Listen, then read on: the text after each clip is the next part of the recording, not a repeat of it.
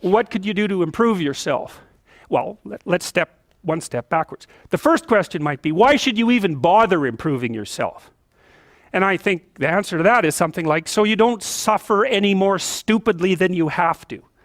And maybe so others don't have to either. It's something like that. You know, like there's a real injunction at the bottom of it. It's not some casual self-help doctrine. It's that if you don't organize yourself properly, you'll pay for it, and in a big way, and so will the people around you. Now, and you could say, well, I don't care about that, but that's actually not true. You actually do care about that, because if you're in pain, you will care about it. And so you do care about it, even if it's just that negative way, you know. It's very rare that you can find someone who's in excruciating pain who would ever say, well, it would be no better if I was out of this.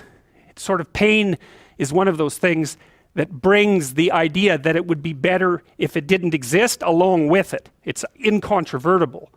So you get your act together so that there isn't any more stupid pain around you than necessary. Well, so then the question might be, well, how would you go about getting your act together? And the answer to that, and this is a phenomenological idea too, it's something like, look around for something that bothers you and see if you can fix it. So now you think, well, let's say you go into you can do this in a room. It's quite fun to do it just when you're sitting in a room, like a room, maybe your bedroom. You can sit there and just sort of meditate on it and think, okay, if I wanted to spend 10 minutes making this room better, what would I have to do? And you have to ask yourself that, right? It's not a command, it's like a genuine question. And things will pop out in the room that you know, like there's a stack of papers over there that's kind of bugging you, and you know that maybe little order there would be a good thing, and you know, there's some rubbish behind your computer monitor that you haven't attended to for like 6 months, and the room would be slightly better if it was a little less dusty and the cables weren't all tangled up the same way. And like if you allow yourself just to consider the expanse in which you exist at that moment, there'll be all sorts of things that'll pop out in it that you could just fix. And you know, I might say, well, if you were coming to see me for psychotherapy, this easiest thing for us to do first would just be to get you to organize your room. You think, well, is that psychotherapy? And the answer is, well, it depends on how you conceive the limits of your being. And I would say, start where you can start. You know, if something announces itself to you, which is a strange way of thinking about it, as in need of repair, that you could repair, then hey, fix it. You fix 100 things like that, your life will be a lot different. Now, I often tell people too, fix the things you repeat every day, because people tend to think of those as trivial, right? You get up, you brush your teeth, you have your breakfast, you know, you have your routines that you go through every day. Well, those probably constitute 50% of your life. And people think, well, they're mundane, I don't need to pay attention to them. It's like, no, that's exactly wrong. The things you do every day, those are the most important things you do. Hands down. All you have to do is do the arithmetic.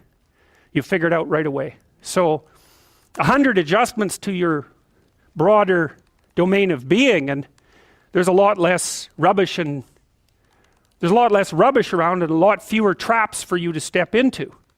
And so that's in keeping with Jung's idea about erasing once you've got your mind and your emotions together, and once you're acting that out, then you can extend what you're willing to consider yourself and start fixing up the things that are part of your broader extent. Now, sometimes you don't know how to do that. So you might say, imagine you're walking down Bloor Street and there's this guy who's like alcoholic and schizophrenic and has been on the streets for 10 years. He sort of stumbles towards you and, you know, incoherently mutters something.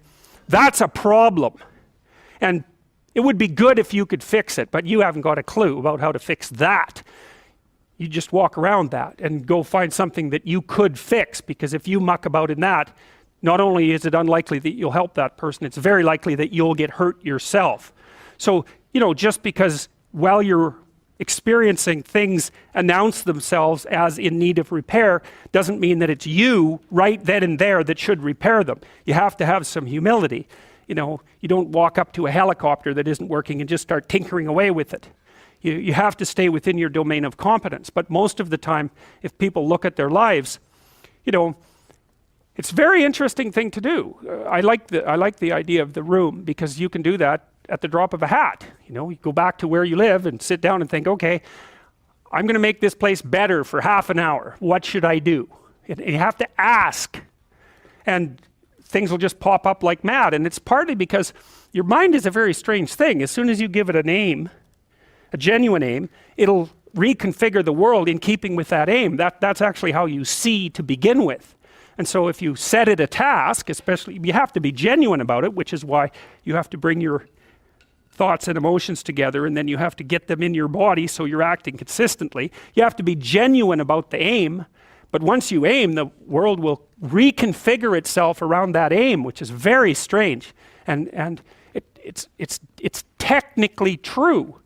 You know, the best example of that, you have all seen this video where you watch the basketballs being tossed back and forth between members of the white team versus the black team, and while you're doing that, a gorilla walks up into the middle of the video and you don't see it. It's like, you know, if you thought about that experiment for about 5 years, that would be about the right amount of time to spend thinking about it. Because what it shows you is that you see what you aim at. And that, man, if you can get one thing through your head as a consequence of even being in university, that would be a good one. You see what you aim at. And so because one inference you might draw from that is, be careful what you aim at, right? What you aim at determines the way the world manifests itself to you.